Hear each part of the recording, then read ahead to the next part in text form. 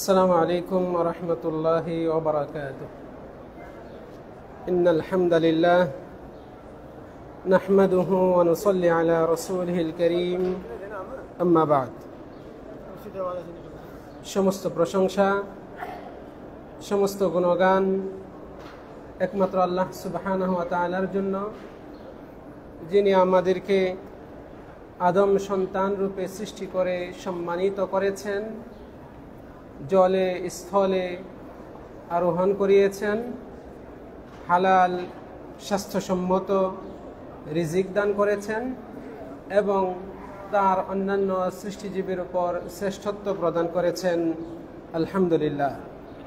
অতঃপর দরুদ ও সালাম বর্ষণ হোক শেষ নবী, শ্রেষ্ঠ নবী মুহাম্মদ সাল্লাল্লাহু আলাইহি ওয়াসাল্লামের উপর।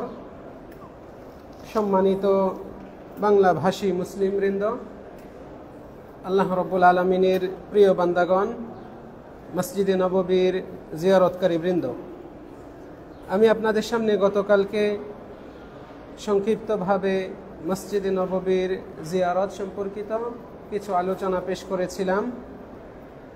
আমি আজকে আপনাদের সামনে উক্ত আলোচনার বাকি অংশ উপস্থাপন করব। ওয়ামা তৌফিকি ইল্লা বিল্লাহ। সম্মানিত দিনী ভাইরা, আমরা গতকালকে জেনেছি যে নবী মুহাম্মদ সাল্লাল্লাহু আলাইহি ওয়াসাল্লাম তার উম্মতকে মদিনা মুনাওয়ারায় আসার জন্য উদ্বুদ্ধ করেছেন। তিনি মূলত এই মসজিদে নববী জিয়ারত করতেই উদ্বুদ্ধ করেছেন। অতএব আমরা মুসলমানগণ, আমাদের উচিত নবী সাল্লাল্লাহু আলাইহি ওয়াসাল্লামের সুন্নত অনুসরণ করে সঠিক নিয়তে আমরা এই মদিনা মুনাওয়ারার জিয়ারতে আসব।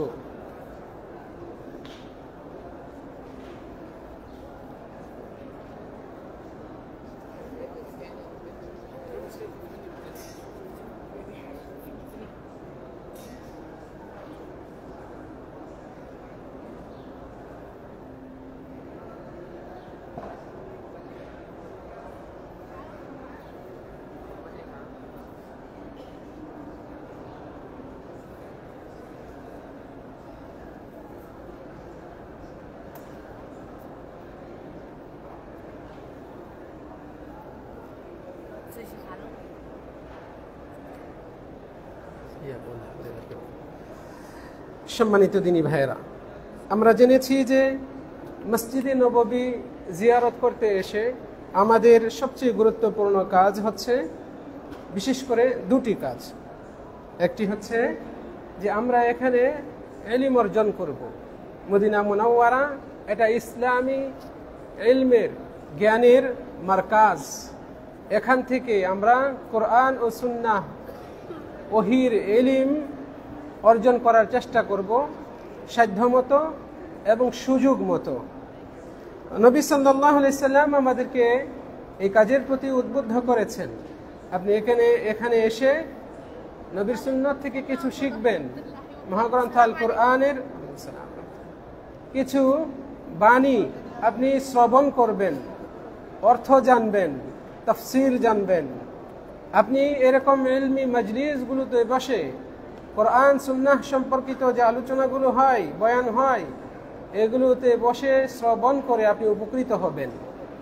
আপনি নিজে, আপনার সাথে যারা রয়েছে তাদেরকে আপনার যোগ্যতা থাকলে আপনি শিক্ষা দিবেন।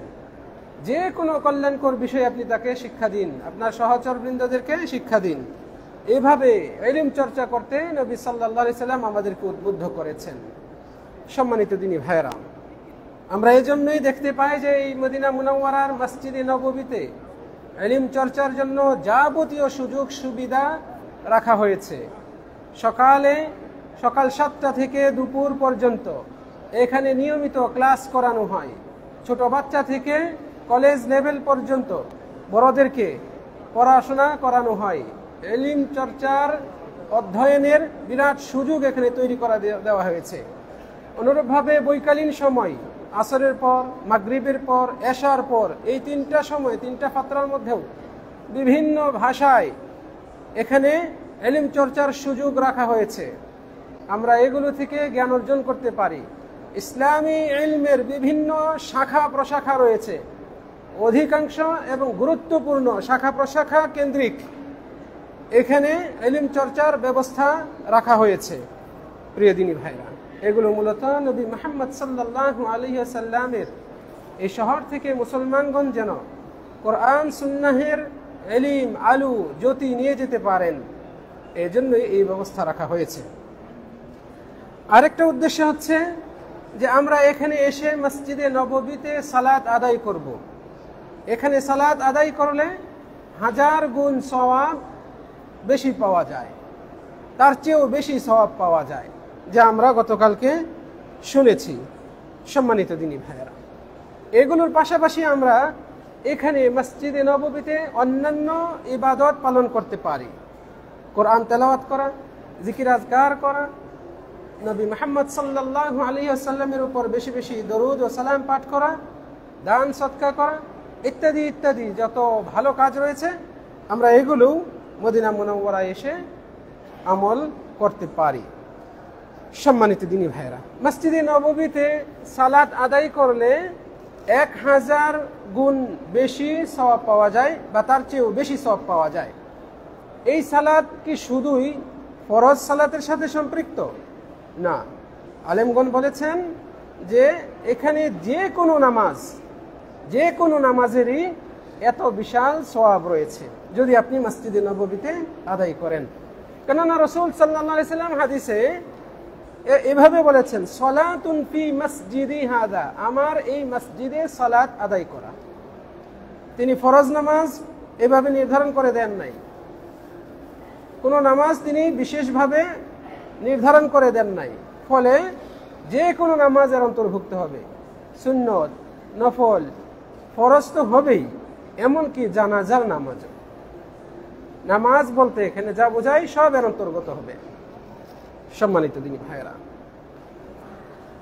এখানে আরো উল্লেখ্য যে যারা মুসাফির, এখানে উপস্থিত যারা রয়েছেন অধিকাংশই মুসাফির।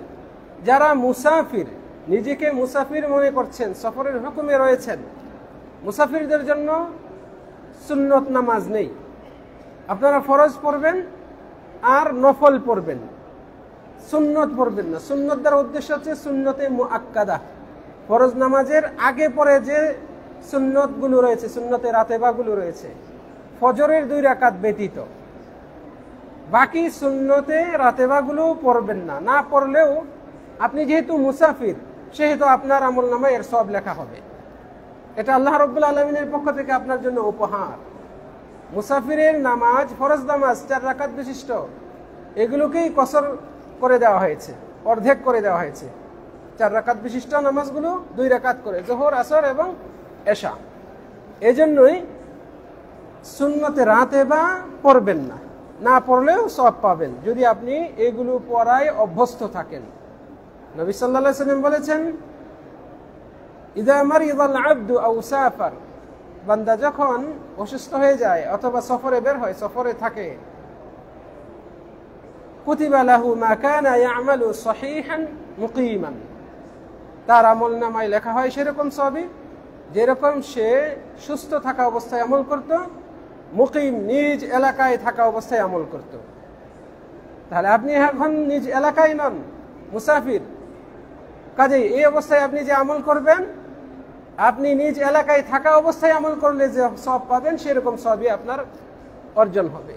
অতএব আপনি এই সময় মুসাফিরের কারণে আপনার জন্য সুন্নতে রাতেবা মওকুফ করা হয়েছে, কিন্তু সওয়াবের দিক থেকে সুন্নতে রাতেবার সওয়াব আপনার আমলনামায় লেখা হয়ে যাবে। বুঝাইতে পেরেছি আশা করি।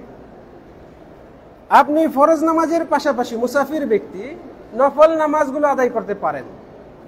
তাহাজ্জুদের নামাজ, ইশরাকের নামাজ, আওয়াবিনের নামাজ, চাশতের নামাজ, সালাতুদ দুহা, আরো অন্যান্য যে নামাজগুলো রয়েছে এগুলো আদায় করতে পারে মুসাফিরগণ।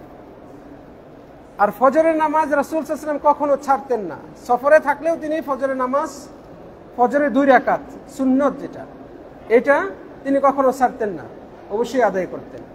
এই জন্য মুসাফির ব্যক্তি তিনিও ফজরের 2 রাকাত সুন্নত আদায় করবেন। সম্মানিত দিনী ভাইয়েরা, আমরা যারা সুন্নত বা নফল পড়তে অভ্যস্ত, বরং প্রত্যেক মুসলিমেরই সুন্নত নফলে অভ্যস্ত হওয়া উচিত। কেননা এই সুন্নত নফল এগুলোর সওয়াব, প্রতিদান বিশাল, উপকারিতা অনেক বেশি। কিয়ামতের দিন যখন আমলের হিসাব নেওয়া হবে, বস্তুত আল্লাহ রাব্বুল আলামিন প্রত্যেক বান্দার কাছ থেকে ফরজ ইবাদতের হিসাব নেবেন, ফরজ আমলগুলোর হিসাব নেবেন। এই ফরজে যদি ত্রুটি দেখা দেয়, কম হয়, শর্ট পড়ে, মানে যতটুকু হওয়া দরকার অতটুকু হয় নাই, এমতো অবস্থায় আল্লাহ রাব্বুল আলামিন বলবেন, দেখো এই বান্দার নফল আছে কিনা, সুন্নত নফল আছে কিনা। তখন এই সুন্নত নফল দিয়ে ফরজের ঘাটতি পূরণ করবেন। তাহলে সুন্নত নফলের গুরুত্ব কত এবার বুঝে দেখুন। সালফে সালিহিনগণ ফরজ, নফল, সুন্নত এগুলোর মধ্যে পার্থক্য করতেন না আদায় করার দিক থেকে। তারা সব আদায় করতেন, নফলকেও গুরুত্ব দিতেন, নফলকেও গুরুত্ব দিতেন। এমনও উক্তি আসছে যে যারা শুধু ফরজ পড়ে, নফল পড়েই না, সুন্নত পড়েই না, এমন ব্যক্তির শাহাদা মানে সাক্ষ্য গ্রহণ করা যাবে না। এরকম ব্যক্তিকে কিল্লাতুদ্দিন, দিনদারিতা কম, এইরকম মনে করা হতো। তো এই নফল নামাজ মসজিদে পড়ার চেয়ে ঘরে পড়া উত্তম। এই কথাগুলো বলছি এই জন্যই যাতে করে আপনার এটা ইলমে থাকে, আপনার জ্ঞানে থাকে যে নফল নামাজ, ফরজ ব্যতীত যত নামাজ রয়েছে, নফল সুন্নত, এগুলো মসজিদের তুলনায় ঘরে পড়া উত্তম। এমনকি মসজিদে নববীতে পড়ার চেয়েও আপনি আপনার ঘরে যেখানে থাকেন, হোটেলে, আপনার বাসায়, সেখানে আদায় করা উত্তম। রাসূলুল্লাহ সাল্লাল্লাহু আলাইহি ওয়াসাল্লাম বলছেন, সলাতুল মারই ফি বাইতিহি আফদাল মিন সলাতিহি ফি মসজিদি ইল্লাল মাকতুবা। সহিহ মুসলিম শরীফের হাদিস। ব্যক্তির নামাজ তার ঘরে আদায় করা আমার এই মসজিদে আদায় করার চেয়েও উত্তম, তবে ফরজ ব্যতীত, তবে ফরজ ব্যতীত। তাহলে ফরজ নামাজ পুরুষের জন্য মসজিদে, আর নফল সুন্নত এগুলো উত্তম হলো, আফদল হলো ঘরে পড়া। রাসূলুল্লাহ সাল্লাল্লাহু আলাইহি ওয়াসাল্লাম আরো বলছেন, আফদলুস সালাতি সালাতুল মারই ফি বাইতিহি ইল্লাল মাকতুবা। মানুষের নামাজ, উত্তম নামাজ হলো যা সে তার ঘরে আদায় করে, ফরজ ছাড়া। ফরজ ছাড়া যত নামাজ আছে সেইগুলো যদি ব্যক্তি ঘরে আদায় করে, তাহলে এই ঘরে আদায়কৃত নফল নামাজগুলোই শ্রেষ্ঠ নামাজ। নবী সাল্লাল্লাহু আলাইহি ওয়াসাল্লাম আরো বলছেন, ইজআলু মিন সলাতিকুম ফি বুয়ুতিকুম।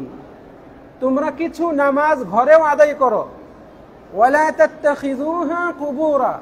তোমরা তোমাদের ঘরগুলোকে কবরস্থান বানায় নিও না।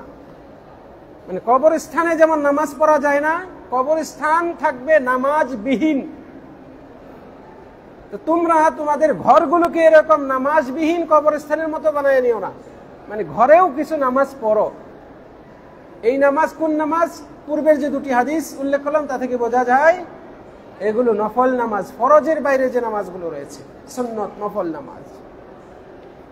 রাসূল সাল্লাল্লাহু আলাইহি ওয়াসাল্লাম বলছেন, ইদা কাদা আহাদুকুমুস সালাতা ফি মসজিদিহি। তোমাদের কেউ যখন তার নামাজ মসজিদে আদায় করে,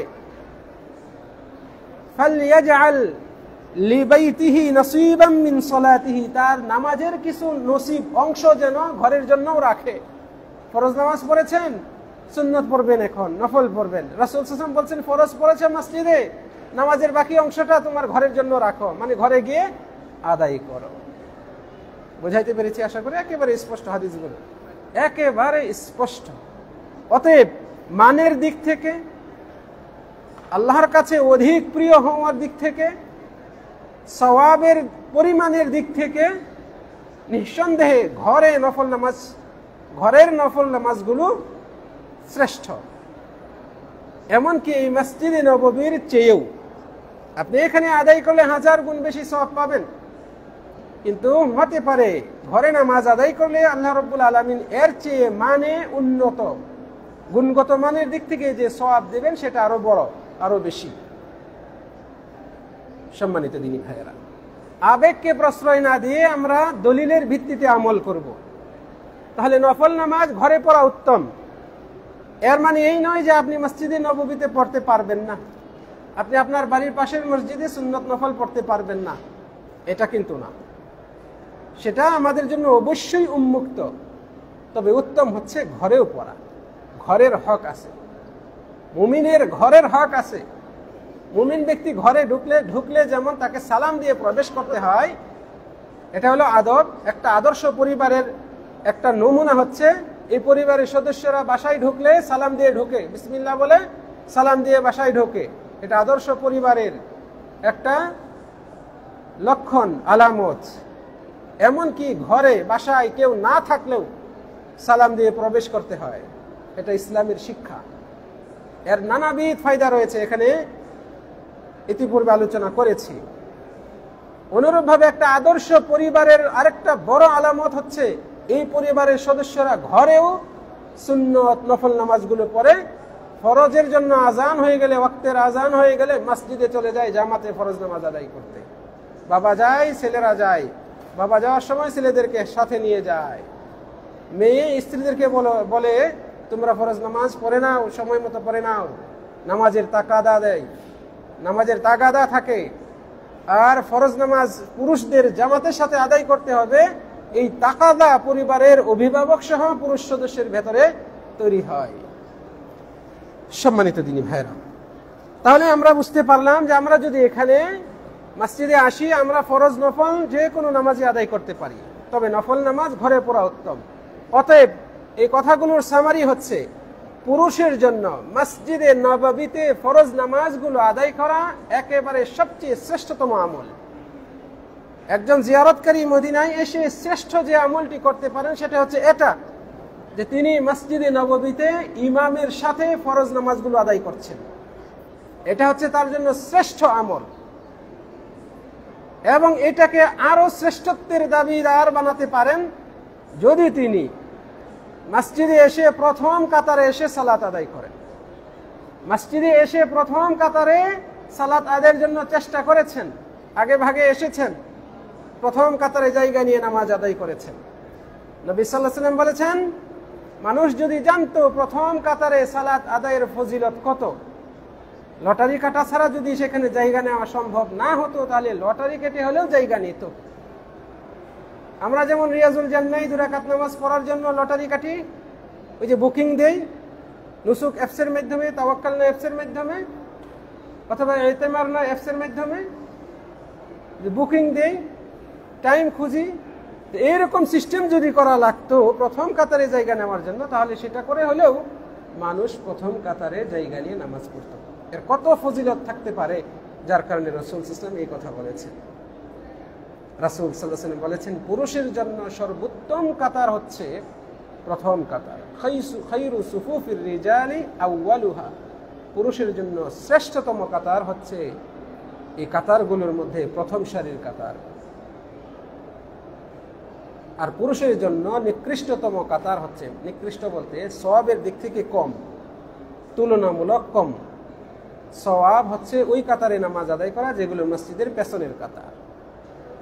এই জন্যই রাসূল সাল্লাল্লাহু আলাইহি ওয়াসাল্লাম মসজিদে এসে যদি দেখতেন সাহাবারা সামনে জায়গা খালি আছে কিন্তু পেছনে দাঁড়িয়ে আছে, যে দৃশ্যটা আমরা দেখতে পাই দরজার কাছে, গেটের কাছে, এই রাস্তার পাশে, এখানে দাঁড়ায়, অথচ মসজিদের সামনে পুরো ফাঁকা, রাসূল সাল্লাল্লাহু আলাইহি ওয়াসাল্লাম বলতেন, তাকাদ্দামু, সামনে আসো, আমার সাথে আমাকে দেখে দেখে তোমরা নামাজ আদায় করো।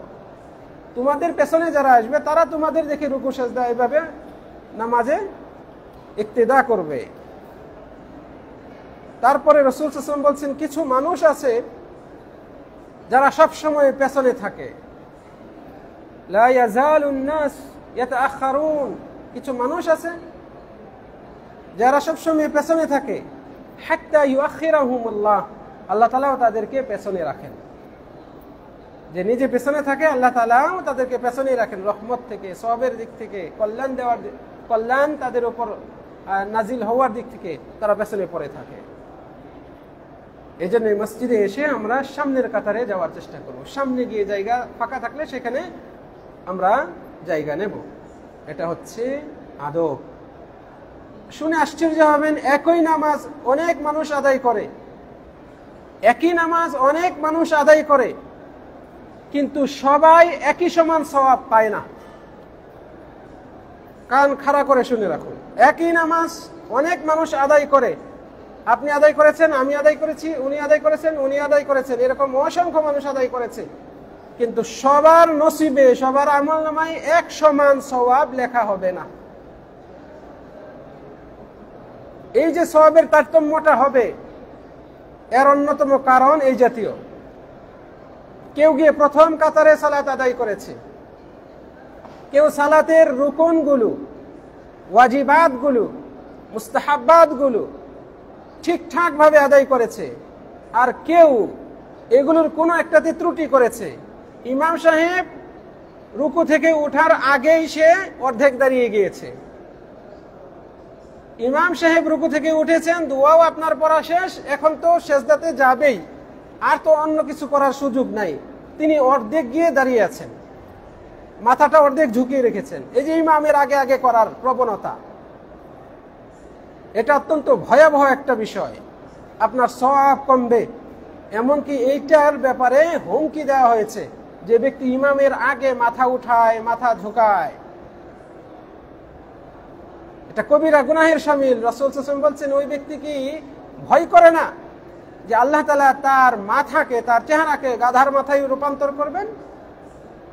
ইমামের আগে যে মাথা উঠায়, আমা ইয়াখশাল্লাযী ইয়ারফাউ রা'সাহু ক্বাবলা আল-ইমামি আন ইউহাব্বিলা আল্লাহু রা'সাহু রা'সা হিমার, এইভাবে রাসূল সাল্লাল্লাহু আলাইহি ওয়াসাল্লাম উল্লেখ করেছেন।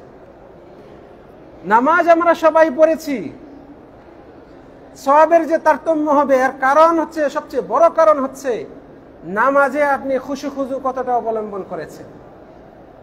এই খুশু খুজু হচ্ছে নামাজের রূহ, আত্মা, নামাজের সবচেয়ে গুরুত্বপূর্ণ বিষয় খুশু খুজু।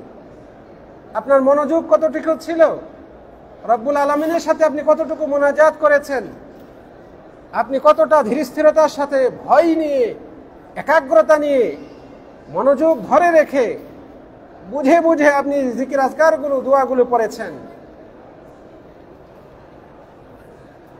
সম্মানিত দিনী ভাইরা, এইভাবে সওয়াবের তারতম্য হয়। আযান হয়েছে, আপনি মসজিদে এসে প্রবেশ করেছেন, মসজিদের আদব রক্ষা করে আপনি বসেছেন। মসজিদে ঢুকে মসজিদের আদব আমরা গতকালকের আলোচনার শেষ অংশে বলেছিলাম, ডান পা দিয়ে মসজিদে ঢোকার দোয়া পরে আপনি মসজিদে প্রবেশ করবেন। এটা কত সুন্দর সিস্টেম। আল্লাহর প্রশংসা করা হয়, নবীর উপর দরুদ ও সালাম পাঠ করা হয়, তারপরে আপনি আল্লাহর রহমত চাইলেন, আল্লাহ তোমার জন্য এসেছি, তোমার ইবাদতের জন্য এসেছি, তুমি রহমত আমার উপর নাজিল করো। তারপরে আপনি 2 রাকাত নামাজ পড়লেন, বসলেন। আজান হয়েছে, সুন্নতে রাতেবা রয়েছে, আপনি সুন্নতে রাতেবা পড়লেন, অথবা ঘর থেকেই আপনি পড়ে আসলেন। এরপরে আপনি ফরজ নামাজ আদায় করলেন ইমাম সাহেবের সাথে আল্লাহর ঘর মসজিদের ভেতরে। আরেকজন আজান হওয়ার আগে বা আজান হওয়ার পরেই আসলেন, মসজিদে যে আসার সুযোগ ছিল, ঢোকার সুযোগ ছিল, তার কাছে এটার গুরুত্ব নাই। তিনি বাইরের চত্বরে নামাজ আদায় করলেন, ছাতার নিচে, হাওয়াগুলো খুব ফ্রেশ হাওয়া, আকাশ দেখা যায়, অনেক মানুষ যাচ্ছে, কত দেশের মানুষ সব দেখি, একটু দৃশ্যগুলো উপভোগ করি। তাহলে এই ব্যক্তি আর যিনি আযান শুনে মসজিদে ঢুকেছেন, এই দুই ব্যক্তি, এই দুইজনের মধ্যে পার্থক্য আছে না? পার্থক্য আছে না? নিঃসন্দেহে পার্থক্য আছে। যে ঘরের ভেতরে ঘুমায় আর যে বারান্দায় ঘুমায় বা উঠানে ঘুমায়, সাপ বিচ্ছুর কামড় খাওয়ার ভয় কার বেশি? বৃষ্টির পানি, পোকা মাকড়, মশা মাছি কার গায়ে লাগার সম্ভাবনা বেশি? জ্ঞানীরা আশা করি বুঝতে পেরেছেন।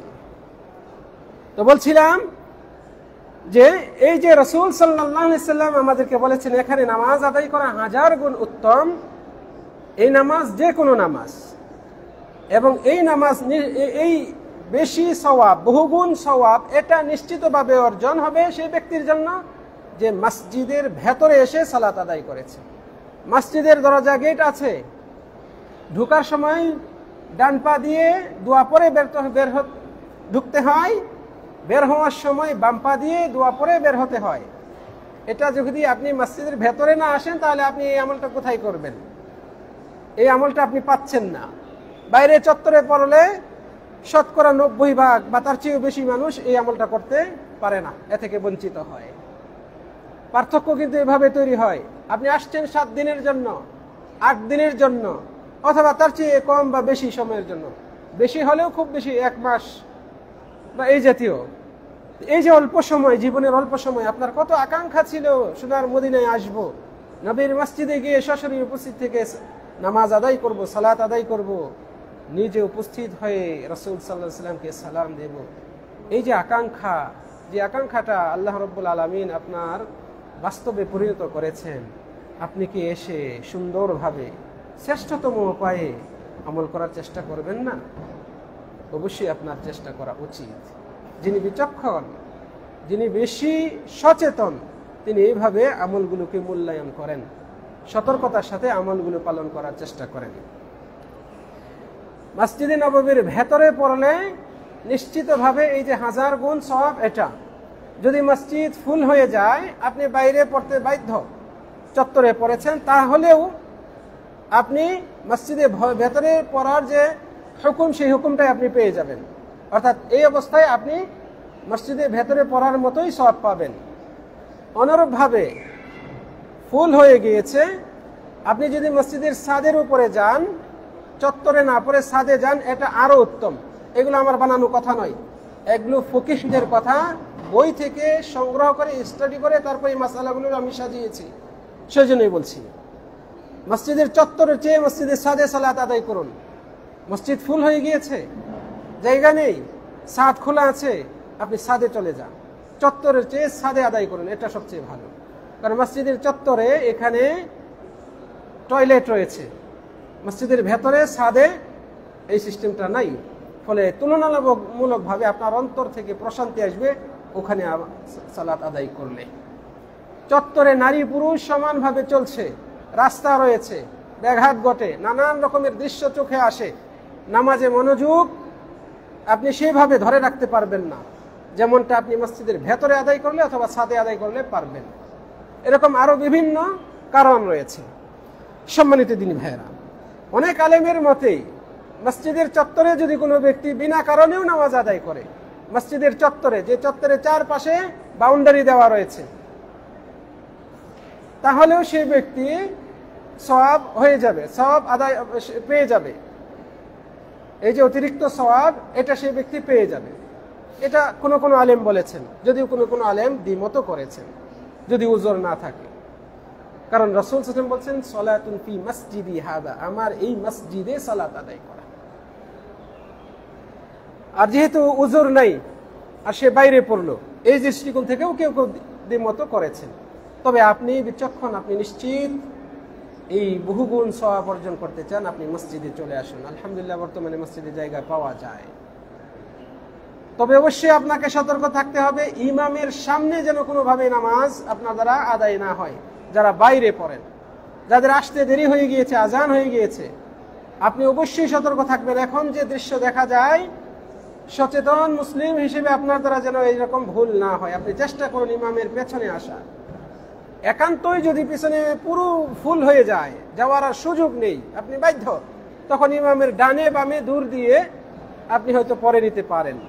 এটা অনেক আলেমই এর সপক্ষে মতামত দিয়েছেন। তবে অযথা আজানের আগে এসছেন বা আজানের পরে এসছেন, পিছনে যাওয়ার সুযোগ আছে, কিন্তু সামনে কার্পেট বিছানো, অনেক হাজার হাজার মানুষ বসে আছে, আপনিও বসে গেলেন ইমাম সাহেবের আগে, আপনার জন্য এই নামাজ বিশুদ্ধ হয় না। আপনি ইমামের সামনে পড়েছেন, অথচ আপনার পেছনে নামাজ পড়ার সুযোগ ছিল, ফলে আপনার তো উযর নাই। যার উযর আছে যে আমি তো পেছনে জায়গা পাই নাই, আমি যেতে চেয়েছিলাম, যেতে দেয় নাই পুলিশে, আপনি চেষ্টা করেছেন, বাধ্য হয়ে জামাত ছুটে যাবে এই ভয়ে আপনি এখানে পড়েছেন, সেটা আপনার উযর। সম্মানিত দিনী ভাইয়েরা,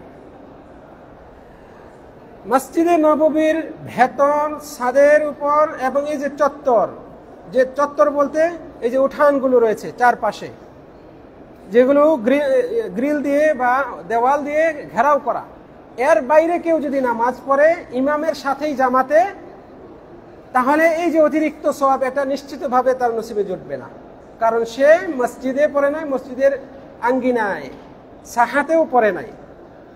বুঝাইতে পেরেছি আশা করি। কাজে কোনো ব্যক্তি যদি হোটেলে নামাজ পড়ে, হোটেল একেবারে মসজিদে নববীর সাথে লাগানো, চত্বরের সাথে, এই যে এখানে প্রথম ফ্রন্টের যে হোটেলগুলো, কোনো ব্যক্তি যদি এখানে নামাজ পড়ে, মাইক লাগানো আছে, ইমামকে ফলো করে সে পড়ছে, তাহলে এই যে 1000 গুণ সওয়াব, এটা তার জন্য নয়, কারণ সে মসজিদে পড়ে নাই।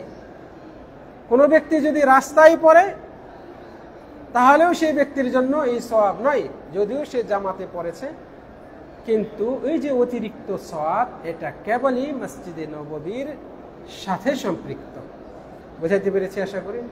কিন্তু মক্কা মুকাররমার বিষয়টি ভিন্ন। মক্কা মুকাররমায় এই যে 1 লক্ষ গুণ সওয়াব, এটা মক্কায় হুদুদে হারাম, হারাম এলাকা, এর ভেতরে যেখানে আপনি পড়েন 1 লক্ষ গুণ পাবেন। কিন্তু মদিনায় কেবলই মসজিদে নববী, এর ভেতরে পড়তে হবে। সম্মানিত দিনী ভাইরা, অতএব আমাদের পক্ষ থেকে পরামর্শ থাকবে, আপনি নামাজগুলো মসজিদে নববীর ভেতরে আদায় করুন। সম্মানিত দিনী ভাইরা, আমি এখানে এই ফিকহি মাসআলা উল্লেখ করব না, কয়েকটি বিষয় উল্লেখ করব যেগুলো অত্যন্ত জরুরি, সেজন্য এই কথাগুলো বলছি। এর মধ্যে অন্যতম হচ্ছে যে আমরা যখন নামাজ আদায় করব, বিশেষ করে মসজিদে জামাতের সাথে, এখন যেহেতু আমরা এমন জায়গায় এসেছি যেখানে অত্যন্ত ভিড় হয়, এবং একটা বিষয় খুব বেশিভাবে লক্ষ্য করা যায়, সেটা হচ্ছে নামাজিদের সামনে দিয়ে গমন করা। নামাজির সামনে দিয়ে গমন করা ইসলামের দৃষ্টিতে অত্যন্ত কঠোরভাবে এটা নিষেধ করা হয়েছে। আর এই নিষেধাজ্ঞা ব্যক্তি যখন একাকী নামাজ পড়ে, অথবা ব্যক্তি জামাতে নামাজ পড়াচ্ছে ইমাম সাহেব, এই 2 শ্রেণীর মানুষের নামাজির সামনে দিয়ে গমন করা নিষেধ। বোঝার চেষ্টা করুন। নামাজ পড়ছেন, এক ব্যক্তি একাকী নামাজ পড়ছেন, তার সামনে আপনি গমন করবেন, এটা নিষেধ। জামাত চলছে, ইমাম সাহেবের সামনে দিয়ে আপনি গমন করবেন, এটা নিষেধ। প্রকৃতপক্ষে এই 2 জনই ইমাম। যে একাকী নামাজ পড়ছে সে তো তার নিজেরই ইমাম, আর যিনি জামাতে নামাজ পড়েছেন তিনিও ইমাম। এর দ্বারা বোঝা যায় উদ্দেশ্য হচ্ছে যে জামাতে কাতারের সামনে দিয়ে প্রয়োজনে গমন করা যায়, প্রয়োজনে কাতারের সামনে দিয়ে গমন করা যায়, অতিক্রম করা যায়। যেমন এই যে এশার নামাজ হবে, এইদিকে ফুল হয়ে গিয়েছে, এই মাঝখানে ফাঁকা রয়েছে, রাস্তা থেকে একজন দেখলেন এই জায়গায় ফাঁকা আছে, তাহলে তিনি এই কাতারের মাঝখান দিয়ে, নামাজ শুরু হয়ে গিয়েছে, কাতারবন্দি মানুষগুলো নামাজে দাঁড়িয়ে আছে, এই কাতারের সামনে দিয়ে উনি এখানে চলে আসতে পারবেন, এতে ওনার গুনাহ হবে না। বুঝাতে পেরেছি? আব্দুল্লাহ বিন আব্বাস রাদিয়াল্লাহু আনহু তিনি বর্ণনা করছেন মিনার ঘটনা। নবী সাল্লাল্লাহু আলাইহি ওয়াসাল্লাম তিনি নামাজ পড়াচ্ছিলেন সাহাবাদেরকে নিয়ে মিনাতে। তখন আব্বাস রাদিয়াল্লাহু আনহু তিনি বলছেন যে আমি সেই সময় একটা বাহনে সওয়ারির উপর চড়ে আসলাম, দেখি নামাজ শুরু হয়ে গিয়েছে। আমি কাতারের সামনে দিয়ে এই পাশ থেকে ওই পাশে গিয়ে আমার বাহনটাকে, তিনি যে গাধার উপর চড়ে এসেছিলেন সেটাকে ছেড়ে দিলেন, সে ঘাস খাচ্ছে, আর তারপরে সেখান তিনি এসে ওই কাতারে শরীক হলেন, মানে নামাজে শরীক হলেন। তো আব্দুল্লাহ বিন আব্বাস রাদিয়াল্লাহু আনহু তিনি বলছেন নামাজ শেষে আমাকে কেউ তিরস্কার করেন নাই, কেউ আমাকে বকাঝকা করেন নাই আমি যে এই কাজটা করলাম। এই কাজ বলতে এই যে কাতারের সামনে দিয়ে আমি যে ওই পাশে গিয়ে কাতারে শরীক হলাম, নামাজে শরীক হলাম, এতে আমাকে কেউ তিরস্কার করেন নাই, না নবী সাল্লাল্লাহু আলাইহি ওয়াসাল্লাম না সাহাবাগণ। ফলে এটা হচ্ছে দলিল, প্রয়োজনে কাতারের সামনে দিয়ে আমরা গমন করতে পারি। আশা করি বুঝাইতে পেরেছি। যখন দলিল আপনার সামনে আসবে তখন আপনার জেহেনে কি আছে, যুক্তি কি আছে, এগুলোকে ছুঁড়ে ফেলুন। প্রয়োজনে কাতারের সামনে দিয়ে গমন করা যায়। এই হাদিসটি সহিহ বুখারীর ৭৬ নম্বর হাদিস। সম্মানিত দিনী ভাইরা, এখানে আরো উল্লেখ্য যে আমরা এখানে যখন সালাত আদায় করতে আসি অবশ্যই আমাদেরকে সতর্ক থাকতে হবে এই সালাত যেন নবী সাল্লাল্লাহু আলাইহি ওয়াসাল্লামের সুন্নত অনুপাতে হয়। নবী সাল্লাল্লাহু আলাইহি সাল্লাম যেভাবে পড়েছেন, পড়তে বলেছেন, আমরা যেন সেইভাবে যথাযথভাবে আদায় করতে পারি। সুপ্রিয় দিনী ভাইরা, নবী সাল্লাল্লাহু আলাইহি সাল্লামের শিক্ষা হচ্ছে যে ফরজ নামাজের সালাম ফিরানোর পরে আমরা সাথে সাথে নফলে দাঁড়াবো না। অনেক জরুরি একটি কথা বলছি, একটু মনোযোগ দিয়ে শুনুন। আপনি যা করে এসেছেন সেটার সাথে যদি মিলে যায় আলহামদুলিল্লাহ, যদি না মিলে এবং এইটা নতুনভাবে যা শুনছেন তা যদি সঠিক হয়, কোরআন সুন্নত সম্মত হয়, গ্রহণ করার জন্য আপনার বক্ষটাকে প্রসারিত করুন। আপনি নবীর মসজিদে, নবীর শহরে, নবীর অতি নিকটে, নবীর সুন্নত থেকে কিছু শুনছেন, আপনার ভেতরে সংকীর্ণতা থাকা উচিত নয়। নবী সাল্লাল্লাহু আলাইহি সাল্লামের শিক্ষা, ফরজ নামাজ শেষ হয়েছে, কোনো নামাজ আপনি শেষ করেছেন, সাথে সাথে অন্য নামাজে দাঁড়াবেন না, বরং এই দুই নামাজের মাঝে আপনি পার্থক্য করবেন। এই পার্থক্য করার জন্য রাসূল সাল্লাল্লাহু আলাইহি ওয়াসাল্লাম কিছু কথাও বলেছেন। এই জন্যই সালাম ফিরানোর পরপরই আপনি সুন্নতে দাঁড়াবেন না, নফলে দাঁড়াবেন না। সালাম ফিরানোর পরে রাসূল সাল্লাল্লাহু আলাইহি ওয়াসাল্লাম কি করতেন সেগুলো আপনি করুন। তাহলেই না রাসূলকে আপনি বেশি ভালোবাসেন সেটা প্রকাশ পাবে, তাহলেই না আপনি রাসূলের সুন্নতের পাবন্দি এটা প্রকাশ পাবে। রাসূল সাল্লাল্লাহু আলাইহি ওয়াসাল্লাম সালাম ফিরানোর পরে আস্তাগফিরুল্লাহ আস্তাগফিরুল্লাহ আস্তাগফিরুল্লাহ 3 বার আস্তাগফিরুল্লাহ পড়তেন। আল্লাহুম্মা আনতাস সালাম ওয়া মিনকাস সালাম তাবারাকতা ইয়া যাল জালালি ওয়াল ইকরাম পড়তেন। আল্লাহু লা ইলাহা ইল্লা হুয়াল হাইয়ুল কাইয়্যুম আয়াতুল কুরসি পাঠ করতেন। এইভাবে আরো অনেক দোয়া রয়েছে, সেগুলো তিনি পাঠ করতেন। সুবহানাল্লাহ 33 বার, আলহামদুলিল্লাহ 33 বার, আল্লাহু আকবার 33 বার, লা ইলাহা ইল্লাল্লাহ এই দোয়াটি একবার, এভাবে 100 বার পূর্ণ করে পাঠ করতেন। এগুলোর সওয়াব বিশাল সওয়াব, যা আমাদের নবী সাল্লাল্লাহু আলাইহি ওয়াসাল্লাম উল্লেখ করেছেন। আর আপনি সালাম ফিরানোর পরে সাথে সাথে আপনি দাঁড়িয়ে যাচ্ছেন নফলে, সুন্নত সম্মত আপনার আমল হচ্ছে না। আপনি শুনে আশ্চর্য হবেন, রাসূলুল্লাহ সাল্লাল্লাহু আলাইহি ওয়াসাল্লাম আমাদেরকে ফরজ নামাজের পরে এক নামাজ শেষ করে আরেক নামাজ মিলিয়ে পড়তে নিষেধ করেছেন। মুআবিয়া রাদিয়াল্লাহু আনহু মক্কা মুকাররমায় জুমার নামাজ পড়ালেন। জুমার নামাজ শেষে তিনি দেখলেন সাথে সাথে এক ব্যক্তি সুন্নতে দাঁড়িয়ে গিয়েছে। মুআবিয়া রাদিয়াল্লাহু আনহু তারপরে ওই লোকটাকে ডেকে পাঠালেন, বললেন তুমি এরকম করলে কেন? তখন মুআবিয়া রাদিয়াল্লাহু আনহু তাকে বললেন লা তাউদ, তুমি এরকম করিও না, দ্বিতীয়বার এরপরে আর এরকম করো না, মানে নামাজ শেষ করে সাথে সাথে সুন্নতে দাঁড়িয়ে যেও না। কেন? কারণ রাসূল সাল্লাল্লাহু আলাইহি সাল্লাম ফাইন্নান নবী সাল্লাল্লাহু আলাইহি সাল্লাম আমারানা বিযালিক, রাসূল সাল্লাল্লাহু আমাদেরকে এরকমই আদেশ করেছেন, আমরা যেন নামাজের সালাম ফিরিয়ে সাথে সাথেই অন্য নামাজে না দাঁড়িয়ে যায়, অন্য নামাজে যেন না দাঁড়াই। তিনি আমাদেরকে এই আদেশই করেছেন। তিনি বলছেন আল্লা তুসালা সালাতুন বিসালাতিন হাত্তা নাতাকাল্লামা আও নাখরুজ। রাসূল সাল্লাল্লাহু আলাইহি ওয়াসাল্লাম আমাদেরকে আদেশ করেছেন আমরা যেন এক নামাজকে আরেক নামাজের সাথে মিলিয়ে না পড়ি, যতক্ষণ না কথা বলি অথবা জায়গা চেঞ্জ করি। তো এই যে মাঝখানে গ্যাপ দেওয়ার কথা বলা হয়েছে, আর এই গ্যাপের ফাঁকে আপনি এই জিকিরগুলো করবেন। আপনি যেহেতু মদিনায় আছেন, আপনার জন্য এখানে বিশাল একটা সওয়াবের আমল ছুটে যাওয়ার সমূহ সম্ভাবনা থাকে যদি আপনি সালাম ফিরানোর পর ফরজ নামাজের সাথে সাথেই সুন্নতে দাঁড়িয়ে যান। আর সেই বিশাল সওয়াবের আমলটি হচ্ছে জানাজার নামাজ। এখানে প্রত্যেক ফরজ নামাজের পরেই, ইল্লা মাশাআল্লাহ হঠাৎ মিস হয়, প্রত্যেক ফরজ নামাজের পরেই জানাজার নামাজ রয়েছে। মৃত ব্যক্তিকে এখানে উপস্থিত করা হয়, সেই উপস্থিত ব্যক্তির লাশের জানাজা পড়ানো হয়, গায়েবানা জানাজা না। এবং প্রায় প্রত্যেক ওয়াক্তি একাধিক ব্যক্তির লাশ উপস্থিত করা হয়, তাদের জানাজা পড়ানো হয়। রাসূল সাল্লাল্লাহু আলাইহি ওয়াসাল্লাম বলছেন মান সাল্লা আলা জানাজাতিন ফালাহু কিরাত, যে ব্যক্তি একটা লাশের জানাজা নামাজ আদায় করবে তার জন্য 1 কিরাত সওয়াব। একটা লাশের জানাজার সালাত আদায় করবে তার জন্য 1 কিরাত।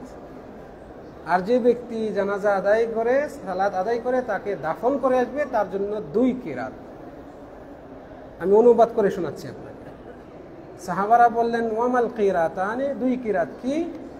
রাসূল সাল্লাল্লাহু আলাইহি ওয়াসাল্লাম বলছেন, মিসলু আল জাবালাইন আল আযীমান, বিশাল 2টি পাহাড়ের সমান।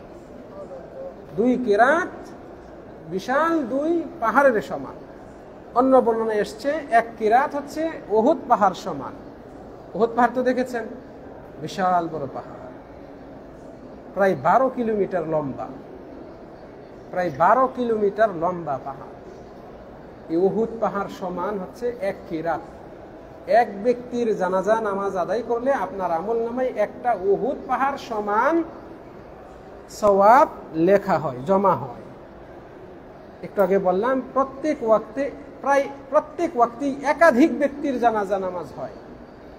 এই যে আজকে মাগরিবের নামাজে জানাজা পড়লাম, এখানে যদি 3 জন 4 জন ব্যক্তির জানাজা হয়ে থাকে, তাহলে মাথা পিছু হিসেবে যদি 4 জন হয়ে থাকে, তাহলে 4টা পাহাড় উহুদ পাহাড় সমান সওয়াব আমলনামায় লেখা হয়।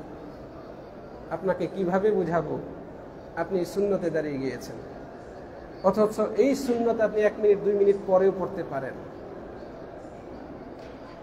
আপনি এটাকে ভালো মনে করছেন, এখনই সুন্নত পড়তে হবে, আপনার এত তাড়াহুড়া।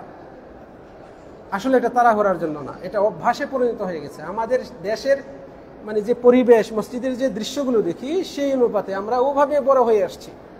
যে সালাম ফিরালো, কোন মসজিদে ইমাম সাহেব শুধুমাত্র রব্বানা আতিনা ফিদ দুনিয়া হাসানা ওয়া ফিল আখিরাতি হাসানা ওয়া কিনা আযাবান নার, বাস শেষ। এতটুকুতে শেষ, আর সাথে সাথে সবাই সুন্নতে দাঁড়িয়ে যায়। এগুলো সুন্নতি পদ্ধতি না। ইমাম সাহেব কেন আপনাকে নিয়ে দোয়া করবেন? একই দোয়া সবসময় করবেন। আপনাকে আল্লাহ রাব্বুল আলামিন জিহবা দেন নাই, ঠোঁট দেন নাই? নবী সাল্লাল্লাহু আলাইহি ওয়াসাল্লাম কখনো কোন বর্ণনা আসছে যে তিনি ফরজ নামাজের পরে এরকম উপস্থিত মুসল্লিদেরকে নিয়ে নিয়মিত এই আমল করেছেন? নাকি নবী সাল্লাল্লাহু আলাইহি ওয়াসাল্লাম সালাম ফিরিয়ে মুক্তাদিদের দিকে, পেছনে মুক্তাদিদের দিকে ফিরে বসতেন, বসে তারপরে তিনি জিকিরগুলো করতেন? এই যে জিকির একটু আগে উল্লেখ করলাম কয়েকটা, এগুলো তো করতেনই, আরো অনেক জিকির রয়েছে, এগুলো তিনি পাঠ করতেন। তাহলে আমরা কেন এগুলো করি না? কেন রাসূলের সুন্নতটাকে আমরা প্রাধান্য দেই না? আমরা কেন রাসূলের সুন্নতকে প্রাধান্য দেই না? আপনি আপনার দোয়া, আপনার চাওয়া পাওয়া আপনি ব্যক্ত করবেন। হুজুর তো জানেন না, ইমাম সাহেব তো জানেন না আপনার কি অভাব রয়েছে, আপনার ভেতরে কিসের উথাল পাথাল চলছে, আপনার ভেতরে হৃদয়ের খবর অন্য মানুষ তো জানে না। জানে তো মাওলা, মাওলার কাছে আপনি ব্যক্ত করলেন না। আপনার সমস্যা আপনি আল্লাহর কাছে তুলে ধরলেন না। নামাজ শেষে দোয়া করলে দোয়া কবুল হয়। দোয়া কবুলের যে স্থানগুলো রয়েছে, তার মধ্যে একটা হচ্ছে নামাজের শেষাংশ। নামাজের শেষে আপনি এই সময় দোয়া করছেন না। আরেকজন দায়িত্ব নিয়ে নিয়েছেন, একই কথা বারবার বলছেন, অথচ আপনার এই সমস্যা আপনি ব্যক্তই করছেন না। আপনাকে কিভাবে বোঝায় শ্রেষ্ঠ ইবাদত কোনগুলো? সম্মানিত দিনী ভাইরা, তাহলে আমরা নামাজ শেষে চেষ্টা করি জিকির আজকারগুলো করার। আর এখানে যেহেতু জানাজা প্রায় প্রত্যেক নামাজের পরেই রয়েছে, জানাজায় শরীক হওয়ার আপনার বিশাল সওয়াব রয়েছে, আপনার আমলনামায় লিপিবদ্ধ হবে, যা একটু আগে বললাম। প্রিয় দিনী ভাইয়েরা, জানাজা হয়ে গেলে আপনার আর এই জানাজা পড়ার সুযোগ নেই, কারণ একে সাথে সাথেই দাফন করার জন্য বাকি কবরস্থানে নিয়ে চলে যাবে। কিন্তু আপনি সুন্নত একটু পরে আদায় করতে পারেন। জানাজা আদায় করার পরে সুন্নত আদায় করতে পারেন, সুন্নতের সময় যথেষ্ট থাকে।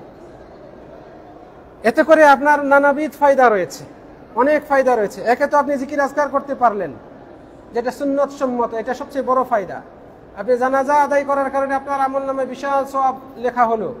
এখানে আপনি 5 দিন 6 দিনে যতগুলো জানাজা আদায় করতে পারবেন, আপনার বাকি জীবনে এতগুলো পারবেন কিনা সন্দেহ রয়েছে।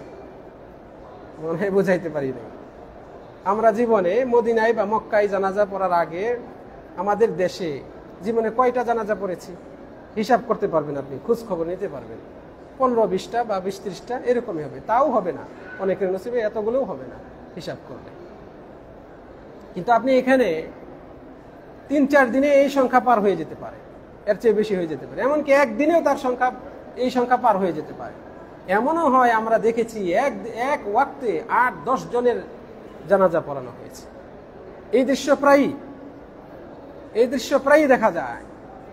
তাহলে আপনি কেন তফাৎ করবেন? আপনি কেন এটাকে অবহেলা করবেন? এত বিশাল সুযোগ আপনার জন্য। আপনি আমলের জায়গায় এসেছেন, সওয়াবের ভান্ডার যেখানে আল্লাহ রাব্বুল আলামিন উন্মুক্ত করে রেখেছেন সেই জায়গায় এসেছেন। আপনি মদিনা মুনাওয়ারায় এসেছেন, আপনি নবীর শহরে এসেছেন। আপনি কেন উদাসীনতা দেখাবেন? আপনার কাজ হচ্ছে বিচক্ষণতার সাথে সুযোগ পাওয়া মাত্রই সেটাকে লুফে নেওয়া। আল্লাহ রাব্বুল আলামিন তৌফিক দান করুন। আপনি যদি এইভাবে সিস্টেমটা ফলো করেন তাহলে নামাজের পরে সালাম ফিরানোর পরেই যে অনেকেই বের হয়ে যায়, তারা সহজে বের হয়ে যেতে পারে। আর আপনি সুন্নতে দাঁড়িয়ে গেলে এই ব্যক্তিগুলো বাধ্য হয়ে আপনার সামনে দিয়ে গমন করছে। এই যে একটা ফিতনা, এটা থেকে আপনি নিরাপদ হতে পারছেন। যাদের প্রয়োজন আছে, যাদের হাজত আছে, যে ফরজ নামাজ পরেই বের হয়ে যেতে পারবে, তারা সহজে বের হয়ে যেতে পারে। আর অনেক কল্যাণ আছে এতে। অতএব নামাজের পরে, ফরজ নামাজের পরে সাথে সাথেই সুন্নতে দাঁড়ানো নয়, নবীর সুন্নত মেনে আপনি জিকির আজকার করুন, তারপরে আপনি সুন্নতে দাঁড়ান। এটা হচ্ছে আমাদের নবীর শিক্ষা। এতে ইসলামের সৌন্দর্য রয়েছে, এতে মসজিদের সৌন্দর্য রয়েছে, এতে মুসল্লিদের প্রফুল্লতা রয়েছে, অন্তরের প্রশান্তি রয়েছে। প্রিয় দিনী ভাইরা, মসজিদে নববীতে আমরা সালাত আদায় করতে এখানে এসেছি। জানাজার নামাজ, এটার ব্যাপারে আমরা ফজিলতটা জানলাম। আমাদের ভেতরে একটা বড় প্রশ্ন যে আমরা আমাদের দেশে দুই দিকে সালাম ফিরাই জানাজার নামাজে, কিন্তু এই দেশে একদিকে ফিরাই। এই জন্য জানাজা পড়তে মন চায় না, এই জন্য পড়েও না অনেকেই। সত্য কিনা? আসলেই সত্য, অনেকেই পড়ে না, যে এদিকে একদিকে সালাম ফিরাই, এরা কি নামাজ পড়ে? আসলে এটা আমাদের জানার অভাবের কারণে, জানার অভাবের কারণে আমরা আমাদের দেশে একটা অবস্থায় বড় হয়ে আসছি। আমরা যতটুকু জেনেছি অতটুকুকেই ইসলাম মনে করি। অর্থাৎ বুঝাতে চাচ্ছি, আমরা আমাদের দেশে একটা মাযহাবকে ফলো করি আর মনে করি ওই মাযহাবে যতটুকু আছে এতটুকুই ইসলাম, এর বাইরে আর ইসলাম বলতে কিছু নেই। এই ধারণাটা কিন্তু বড় ভুল, বড় ভুল। তো এই যে এই জানাজার নামাজ, এখানে দুই দিকে সালাম ফিরানো, এটা বিশুদ্ধ। আলহামদুলিল্লাহ, আমরা আমাদের দেশে এর উপর আমল রয়েছে। একদিকে সালাম ফিরানো, এইটাও বিশুদ্ধ। আবু হুরায়রা রাদিয়াল্লাহু আনহু বলছেন, সুনানে দারাকুতনির হাদিস, আবু হুরায়রা রাদিয়াল্লাহু আনহু বলছেন যে রাসূল সাল্লাল্লাহু আলাইহি ওয়াসাল্লাম একটা জানাজার নামাজ পড়ালেন 4 তাকবীরে, এবং তিনি একটি মাত্রই সালাম ফিরালেন, ডান দিকে একটি মাত্রই, ওয়াসাল্লামা তাসলিমাতান ওয়াহিদা, একটি মাত্রই সালাম ফিরালেন। তাহলে এই ব্যাপার, এইটাও হাদিসটি হাসান পর্যায়ের বিশুদ্ধ আমলযোগ্য হাদিস। এই জন্যই এই দেশের বিখ্যাত আলেম শেখ মুহাম্মদ ইবনে উসাইমিন রাহিমাহুল্লাহ, তিনি বলছেন দুই দিকেই, দুটাই আমলযোগ্য। যদি কোনো এলাকায়, কোনো দেশে কোনো ইমাম সাহেব দুই দিকে সালাম ফেরান সেটাও জায়েজ, যদি একদিকে ফেরান সেটাও জায়েজ। তাহলে আপনি যেহেতু এখানে এসছেন, এখানে ইমাম সাহেব একদিকে ফেরাচ্ছেন, এটাও সুন্নত সম্মত। আপনার তো উদ্দেশ্য হচ্ছে সুন্নত মানা, আপনার টার্গেট হচ্ছে নবীর সুন্নত মানা, ব্যক্তির অনুসরণ না। যেহেতু এই ইমাম সাহেব সুন্নত মেনে একদিকে সালাম ফেরাচ্ছেন, তাহলে আপনি একদিকে ফেরান, আপনার দ্বারা নবীর সুন্নতের প্রতি আমল হবে। এমন ইমাম সাহেবের সাথে আপনি নামাজ পড়ছেন, জানাজার নামাজ, যিনি দুই দিকেই সালাম ফেরাচ্ছেন, আপনি দুই দিকেই ফিরান, আপনি সুন্নত অনুপাতেই আমল করলেন। এমন যেন না হয় যে ইমাম সাহেব আমাদের দেশে আপনি গেলেন, এখান থেকে দেখে গেলেন এই আমলটি বিশেষ করে এদিকে শুধু ডান দিকে ফেরায়, আর আমাদের দেশে দুই দিকে ফিরাচ্ছে, আপনি একদিকে ফিরাচ্ছেন। এটা উচিত নয়। যেহেতু ইমাম সাহেব দুই দিকে ফিরাচ্ছেন, ওটাও সুন্নত সম্মত, আপনি ওটাই ফলো করুন। আবার যদি আপনি দেখেন ইমাম সাহেব ইমামের উপর নির্ভর করে, ইমাম যেহেতু সুন্নতের উপর, কাজে আপনাকে তার অনুসরণ করতে হবে। ইন্নামা জুইলাল ইমাম লিউতাম্মা বিহি, ইমাম নির্ধারণ করা হয়েছে তার অনুসরণ করার জন্য। এটা কতক্ষণ পর্যন্ত? যতক্ষণ ইমাম সাহেব সুন্নতের উপর আমল করবে। তাহলে যেহেতু সুন্নতের উপর আমল করছেন, আপনি ফলো করবেন। আশা করি এই কেন্দ্রিক আপনাদের আর দ্বিধা থাকবে না। তাহলে 4 তাকবীরে জানাজার নামাজ হয়। এই জানাজার নামাজে নারীরাও অংশগ্রহণ করতে পারেন, নারীরাও অংশগ্রহণ করতে পারেন। আমাদের দেশের জানাজার নামাজে মহিলারা আসেন না, কারণ তাদের জন্য ওই পর্দার সাথে এবং নিরাপত্তামূলকভাবে ওইরকম ব্যবস্থাপনা করা কঠিন। যদি এরকম ব্যবস্থা কোথাও করেন, তাহলে নারীরা জানাজার নামাজে আসতে পারেন। নারীদের জন্য নিষেধ করা হয়েছে লাশের পেছনে পেছনে কবরস্থানে গিয়ে তাদেরকে দাফন করে আসা, এটা নারীদের জন্য নিষেধ। বুঝাতে পেরেছি আশা করি। তাহলে আপনার সাথে আপনার স্ত্রী আছেন, আপনি তাকে বলেন জানাজার নামাজ পড়বে। আপনার মা আছেন, বলেন মা জানাজার নামাজ হয়, নামাজে অংশগ্রহণ করবেন। রাসূল সাল্লাল্লাহু আলাইহি ওয়াসাল্লামের স্ত্রীগণ এই মসজিদে নববীতেই সাদ বিন ওয়াক্কাস, সাদ বিন মুআদ রাদিয়াল্লাহু আনহুর জানাজা নামাজ পড়েছেন। মা আয়েশা রাদিয়াল্লাহু আনহা, তার সাথে আরো অন্যান্য মহিলা সাহাবীগণ তারাও জানাজা পড়েছেন। রাসূল সাল্লাল্লাহু আলাইহি ওয়াসাল্লামের জামানায় এটা প্রচলিতই ছিল। অতএব বাধা দিবেন না। মহিলাদের জন্যও জানাজা নামাজ পড়া জায়েজ, তারাও সওয়াব অর্জন করতে পারেন এই সালাত আদায় করে। প্রিয় দিনী ভাইরা, আজকে আমার আলোচনার শেষ অংশ যেটা বলতে চাই সেটা হচ্ছে, মসজিদে আমরা এসেছি, মদিনায় এসেছি, মসজিদে নববীতে কয় ওয়াক্ত সালাত আদায় করব। আমাদের সমাজে প্রচলন রয়েছে যে এখানে কমপক্ষে 40 ওয়াক্ত আদায় করতে হবে এবং এই 40 ওয়াক্ত একটানা হতে হবে। মানে প্রথম 8 দিন একটানা 40 ওয়াক্ত আদায় করতে হবে।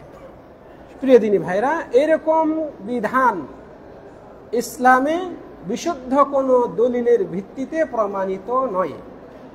আবারও বলছি, মদিনায় মসজিদে নববীতে 40 ওয়াক্ত সালাত আদায় করতে হবে, এর সপক্ষে বিশুদ্ধ, শক্তিশালী, গ্রহণযোগ্য, দলিলযোগ্য কোনো প্রমাণ নেই।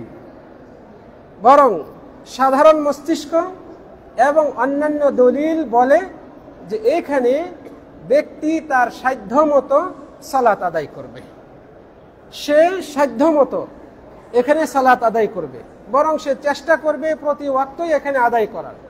যদি ছুটে যায় অথবা পার্শ্ববর্তী কোনো মসজিদে সে সালাত আদায় করে, ন্যূনতম তার গুনাহ হবে না।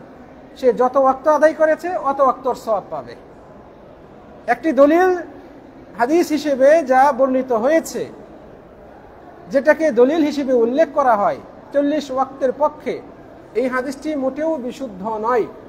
মুসনাদে আহমদে একটা বর্ণনা এসছে যে রাসূল সাল্লাল্লাহু আলাইহি ওয়াসাল্লাম বলছেন, যে ব্যক্তি আমার এই মসজিদে 40টি নামাজ পড়বে, 40 সালাতান, 40 নামাজ মানে 40 ওয়াক্ত নামাজ পড়বে, লা ইয়াফুতুহু সালাতুন, তার কোনো নামাজ ছুটবে না, কুতিবাত লাহু বারাআতুম মিনান নার, তার জন্য জাহান্নাম থেকে মুক্তি লেখা হবে, ওয়া নাজাতুম মিনাল আযাব, কবরের আযাব থেকে নাজাত লেখা হবে, ওয়া বারিআ মিনান নিফাক, সে নেফাকি থেকে মুক্তি পাবে।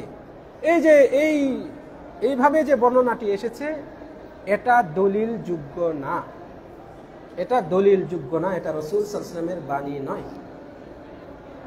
এটা রাসূল সাল্লাল্লাহু আলাইহি ওয়াসাল্লামের বাণী নয়। এই জন্যই যে এই রকম হাদিস এই একটাই এসেছে এবং এই একটার ভেতরে যা রয়েছে এবং বর্ণনার সূত্র যাদের মাধ্যমে এটা আমাদের কাছে আসছে, এদের মধ্যে সমস্যা রয়েছে, ত্রুটি রয়েছে।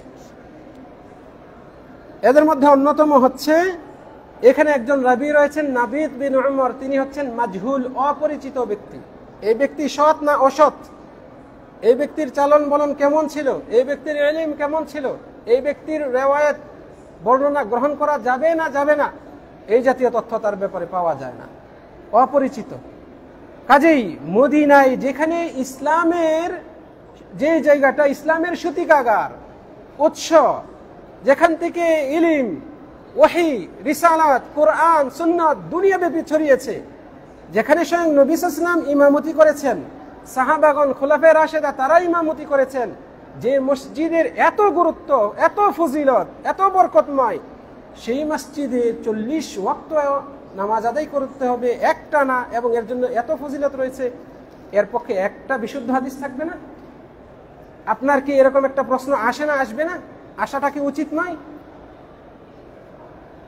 যেহেতু এখানে লক্ষাধিক সাহাবারা ছিলেন, এখান থেকে দ্বীনের তালিম নিয়েছেন, তারা কেউ একটা বিশুদ্ধ হাদিস বর্ণনা করলো না? যে বর্ণনাটা এসছে সেটাও জয়ীফ, আর ওটার উপর আপনি ভিত্তি করবেন? একজন নবী প্রেমিক, নবীর প্রতি ভালোবাসা রাখে, প্রকৃত পক্ষে নবীকে ভালোবাসে সাল্লাল্লাহু আলাইহি সাল্লাম, নবীর সুন্নতের অনুসরণ করে, তার এরকম প্রশ্ন আসাই স্বাভাবিক। যেহেতু এর সপক্ষে কোনো বিশুদ্ধ দলিল নেই, অতএব এটা বিধান হতে পারে না, এটা বিধান হতে পারে না। বরং আলেমগণ বলেছেন, বিখ্যাত গ্রহণযোগ্য আলেমগণ বলেছেন, এখানে আপনি এসে যথাসাধ্য আপনি নামাজগুলো মসজিদে নববীতেই আদায় করুন, আপনার সাধ্য মতো। লা ইউকাল্লিফুল্লাহু নাফসান ইল্লা উসআহা, আল্লাহ তাআলা কারো নফসের উপর তার সাধ্যের বাইরে কিছু চাপিয়ে দেন না। সম্মানিত দিনী ভাইরা, এই জন্য এই দেশের মদিনার বর্তমান সবচেয়ে বড় আলেম শেখ আব্দুল মুহসিন আল আব্বাদ হাফিজাহুল্লাহ মদিনার জিয়ারত সম্পর্কিত, মসজিদে নববীতে করণীয় বর্জনীয় সম্পর্কিত একটি ছোট্ট বই রচনা করেছেন। তিনি সেখানে এই মাসআলাটি উল্লেখ করে, এই হাদিসটি উল্লেখ করে বলছেন, এই হাদিসটি লা তাকুমু বিহিল হুজ্জাহ, এটা দ্বারা হুজ্জত কায়েম হয় না, দলিল গ্রহণ করা যায় না এই হাদিস দ্বারা।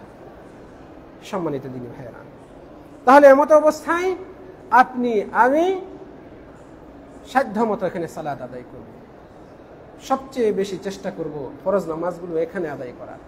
মদিনায় মসজিদে নববীতে ফরজ নামাজ আদায়ের তুলনায় অন্য কোনো মসজিদে অধিক সওয়াব নেই, এমনকি কুবা মসজিদেও নেই। কুবা মসজিদের বর্ণনা ইনশাআল্লাহ সামনে করব। তাহলে আমরা এই জাতীয় গোলামি এবং অন্ধত্ব পরিহার করি, বরং আমরা এখানে এসে 8 দিনের জন্য এসেছেন, যদি এক ওয়াক্ত ছুটে যায়, কোনো কারণে ঘুমিয়ে গিয়েছেন, উঠতে দেরি হলো, অথবা রাস্তায় প্রচণ্ড ঠান্ডা অথবা প্রচণ্ড গরম, আপনি অসুস্থ, আসতে কষ্ট হচ্ছে, আপনাকে এখানে আসতেই হবে, বিষয়টি এমন নাই। অনেক সময় ব্যক্তি সৎ নিয়তের কারণে সওয়াব পেয়ে যায়, যদিও সেই আমলটা করতে না পারে। বুঝাইতে পারি নাই মনে হয়?